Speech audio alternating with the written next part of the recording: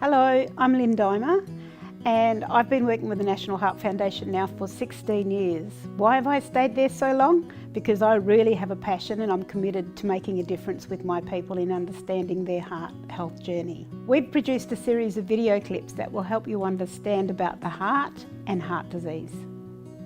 We hope that this will help you better look after yourself, your family and your community. There's quite a few Aboriginal families that I know that there's more than just one member of the family which has got a large heart. It may have been induced by alcohol.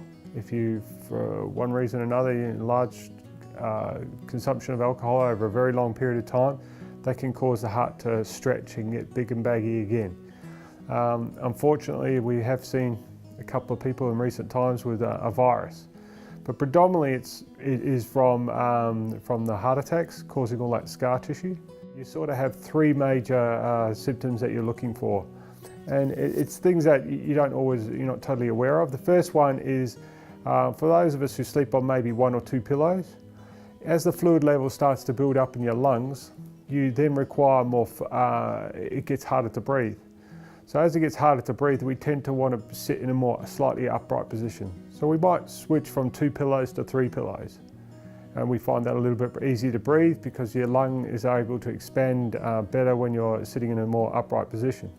So then what happens is if you ignore the amount of fluid that you're drinking and the fluid continues to build up in your lungs, then you'll go from 3 pillows to 4 pillows. And eventually you'll see some family members are actually sitting in a chair for the majority of the night, where they find that the only way they can actually get air into the lungs and breathe freely is by sitting in a chair. Often those same patients will be the ones, or relatives are the ones that at night time you'll hear this, they don't cough during the day, but they start coughing at night time. And they'll be gasping for air at different times. Once you get to about 3 pillows, it's important to try and get your relative in to see a GP. The GP will then can work with your relative to try and get rid of some of the fluid. The next thing is your weight. If you put on 2 kilos in 2 days, it doesn't tend to be that you've been whizzed down to McDonald's and had dinner down there. 2 kilos in 2 days tends to be fluid. You can't see fluid when it builds up in your lungs, other than the shortness of breath, but you can see some people have fluid in their legs. And you'll notice that it gets what we call pitting, or it sort of dimples, and your legs will get more swollen as the day goes by.